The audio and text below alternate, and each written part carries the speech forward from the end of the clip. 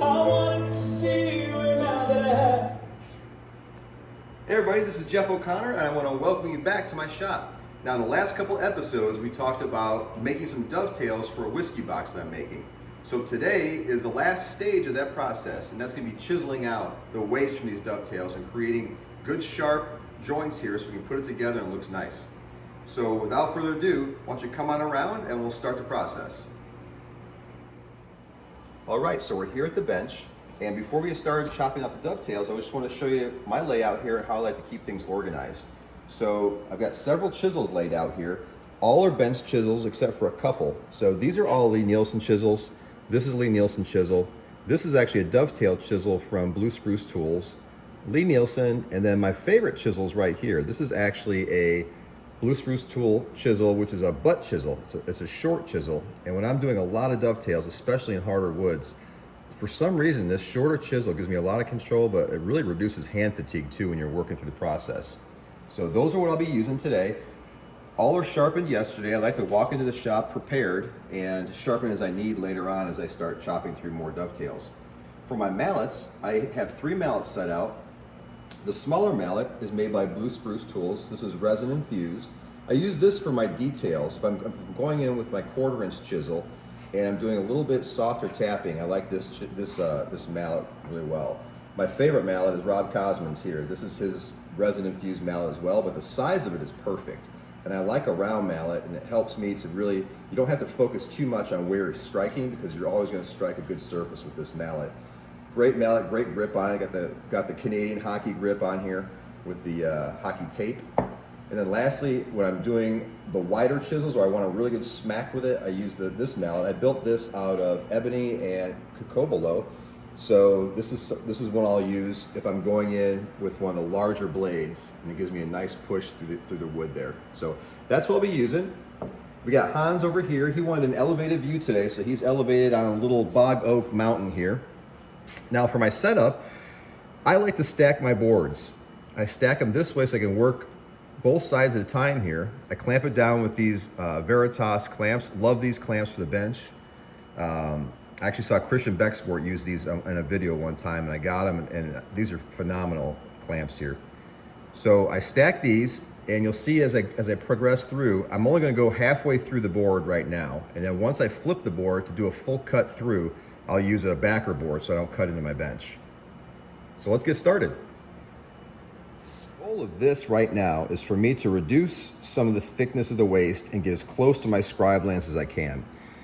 Reason for that is, if you look at the thickness with this right here, this waste, if I were to put this chisel in my scribe line here and chop down, there's a possibility that I would push that wood fiber in because we've got so much wood in front.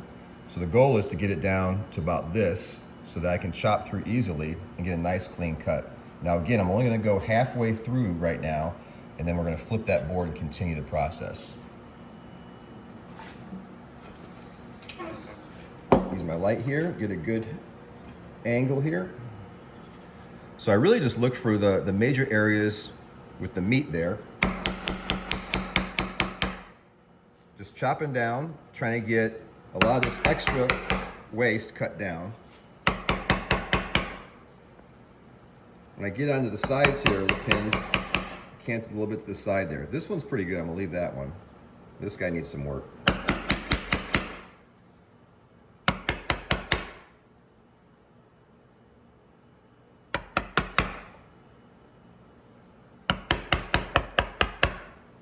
Okay, you can see how I'm reducing it now. Now if I come in here and I start cutting away with a blade, it's going to have a lot less resistance. A lot of that waste is cut away. Do the same thing down here.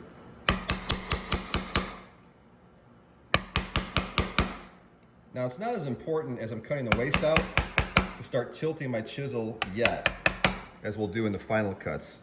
And I'll tell you why we do that in a second here.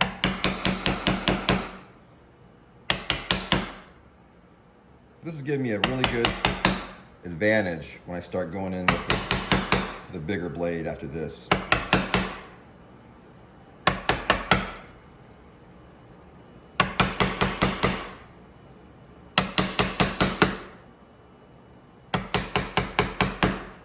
Okay, So now if we look where we're at, we've reduced a lot of that waste. So now I feel confident we can start coming in and chopping away and making good clean cuts across the scribe line. So for that, I'm gonna use my larger blade here. This is, I think it's a 1-inch if I remember right. Lee Nielsen here, nice and sharp. So I'm gonna come in the center of this. I'm gonna get my edge of my blade in the pocket. I'm gonna shift it over, and I kind of turn it a little bit just to make sure I'm actually in that scribe line. Get the light on here better for you. Now what I'm gonna do, if you look from the side, I don't want to do a straight up and down cut here. I actually want to angle my blade in just a little bit. And what that's gonna do is it's gonna reduce the chance of having any high areas when I cut. And that's gonna, the dovetail will fit funny if there's high areas in the middle, because you'll have to clean that up later. So canting it in a little bit, I'm gonna exaggerate here, but canting it in this way is gonna help reduce that, where it's gonna keep the same profile on the outside, but be a little taper on the inside. So what I'm gonna do for this now is I'm gonna take my large Coca-Cola handle here, and I do an initial tap just to kind of set it, so I can kind of break those fibers up, and then I start pounding away here. And I went down halfway down in the cut here, and when we flip it, we're gonna go all the way through on the other side. So I'll do all these across here, same method, and then we'll cut these sides out.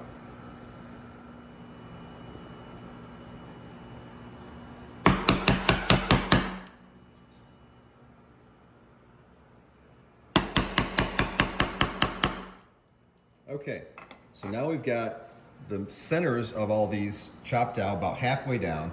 So now I'm gonna switch to a different blade, and I'm gonna start cleaning up the insides here.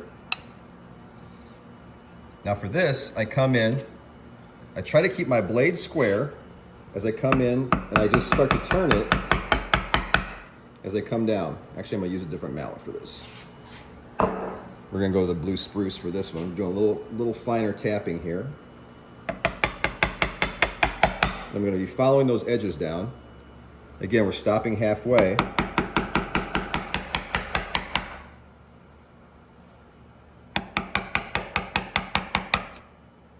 And we're gonna continue across.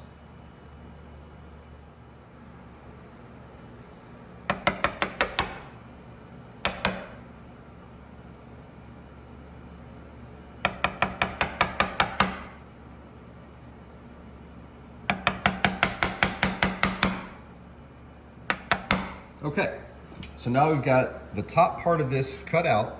Now we're gonna flip these boards over. We're gonna put a backer board underneath, and we'll chop out the rest. Okay, now we've flipped over the board here. These I'm gonna do one at a time, because I'm going to be chopping through and possibly hitting my backer board here, and I don't wanna stack these and then hit the board underneath it. So these I'll do in a single row. First I'm gonna do is go to my center again and try to knock out some of this waste.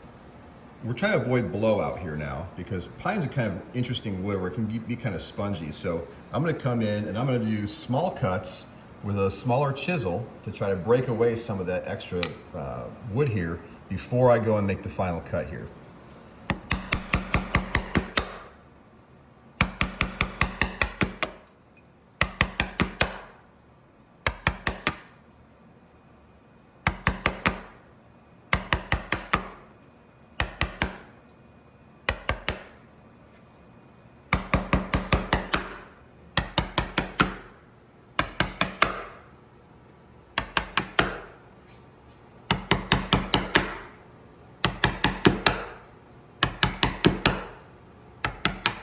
Okay, our final step now is to take our larger faced chisel, and I'm gonna, again, I've got a scribe line in here just like I had on the other side, and this is a little bit more narrow now because of the tapering of the pin, so it almost fits perfect in there. First thing I'm gonna do is get my angle going here, and I'm gonna give it a light tap, and then all the way through.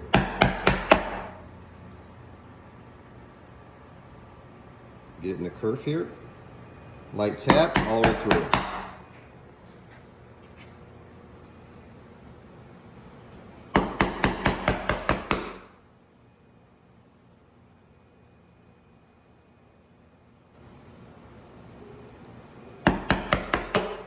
Okay, Now, as you see here, as we start cleaning this away, we've got some areas in the corner that we're gonna work on.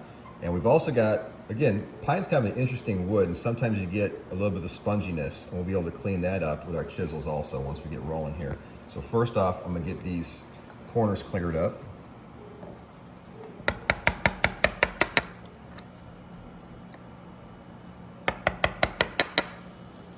That one looks okay.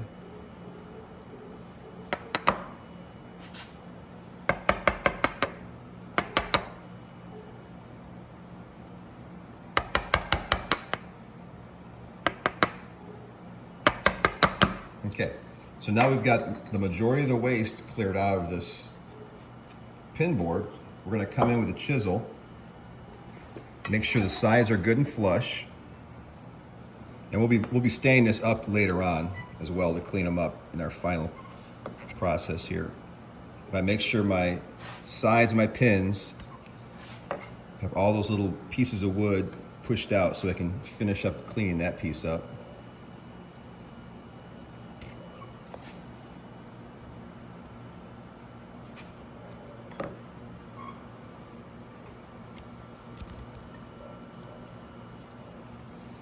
Okay, now I'm not gonna use a chisel for this portion. I'm gonna use my Dovetail chisel, and I'm just gonna clean that shaving out in there, just using the sharp edge.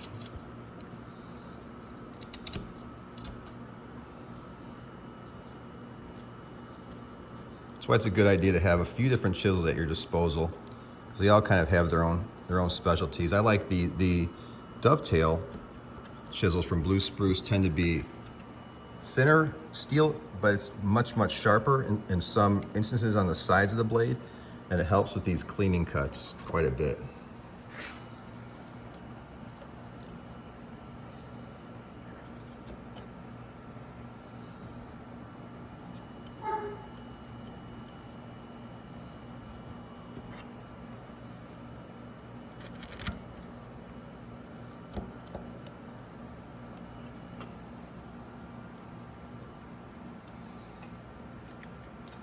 Okay, so the next step now is to do the same process on all three other sides of this pin board, and then I'm gonna take that board out, we'll put it vertical, and we'll do final cleanups on all these portions here of the board. All right, so now we're all set. We've got all four sides of our pin boards are done here, and now it's time to shift over to our tail boards. Now, if you look at my table here, I've eliminated some tools because I don't need as many chisels, and I don't need my larger mallet now because we're working with a much smaller area for the tails. So we start again setting up the way we did the first time, where we're just gonna be cutting through halfway. So I stack the boards, leave a little bit of distance between them, put my official Dovetail clamp block here, pretty fancy. Screw my clamps down, which are, again, from Veritas, pretty awesome clamps here. One thing I wanted to note here before we start chopping away at these tails is you'll notice I'm doing everything from sitting down. And I was originally trained by Rob Cosman to do this standing up. And I actually prefer to do the Dovetail standing up. I've got a lot of back problems now, so for me, I've kind of had to make some adjustments to how I do this in order to be able to sit down and do it and not get a lot of back pain. So both methods work. I just happen to like the stand-up method better, but this works for me. So first thing we're gonna do now is we've reduced the size of our chisel. Same thing as before. We're gonna eliminate some of the waste in the front here. And we're just gonna go down the line here.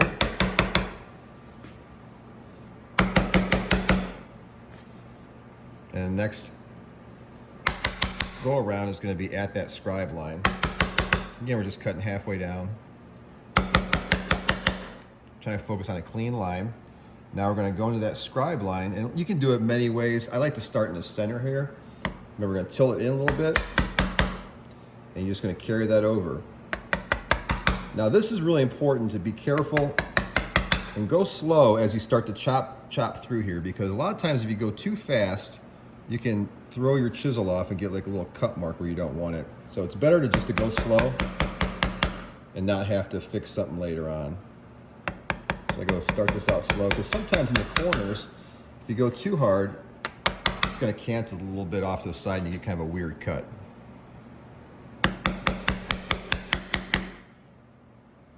right there. Nice and slow, get it started.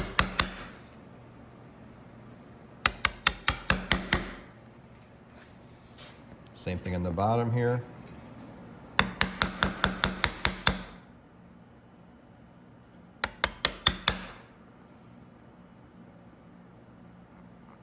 And again, by taking that waste out of the front of it, we have less resistance and less chance of pushing that blade past the scribe line and making the scribe line wider than it, or further out than it needs to be. This one I have a hard time getting in there. Let's try, there we go.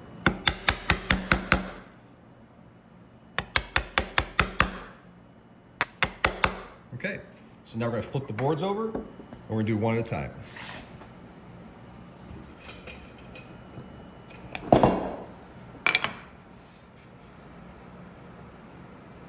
All right, we flipped this board over, and now we're going to cut out the waste.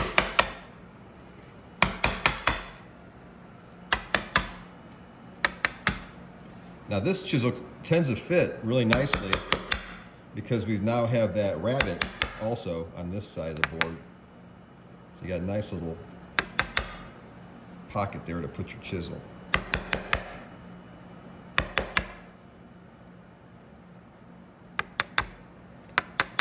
Okay, so now I pull this board out.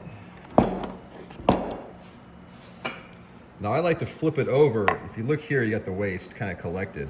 I like to flip it over to the show side and pop the waste out the back. That way, if I screw something up, I don't damage the front of the board at all.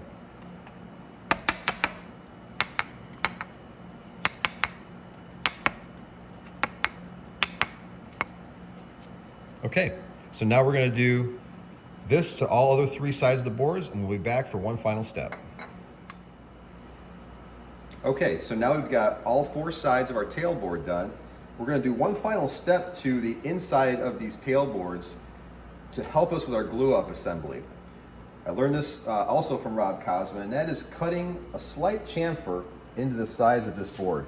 And what we're going to do is we're going to come in slightly below the top edge of this, so it doesn't show as when we assemble. We're going to cut a slight chamfer here, all the way down, starting just below the top of that tail. And what this is going to do is help us with our come together and leave a little bit of extra room for the glue in that during assembly. It really works well. So I've got that, and I'm just going to pop in here, cut those away.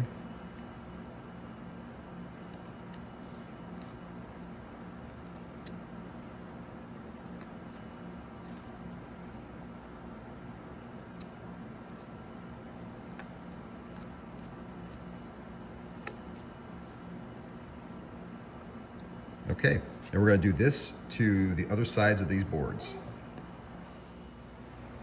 Okay, so here we are. We're almost done with the final dovetailing process here. I've got my pins out, my tails cut out. Now, final quality control I do on these boards to make sure everything's squared away before I go and do anything else is I'll bring my square to the board in the vise, and I just run it across the face here.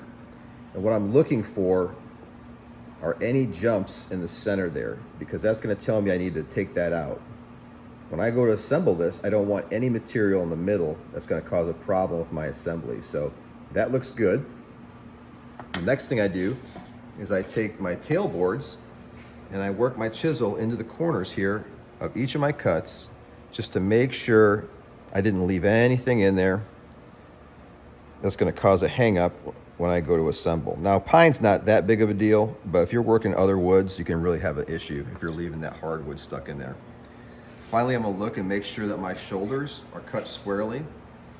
And then I pop this guy on the A to A board, and I just do a little mini assembly here, just looking down at it to make sure I don't have any gaps.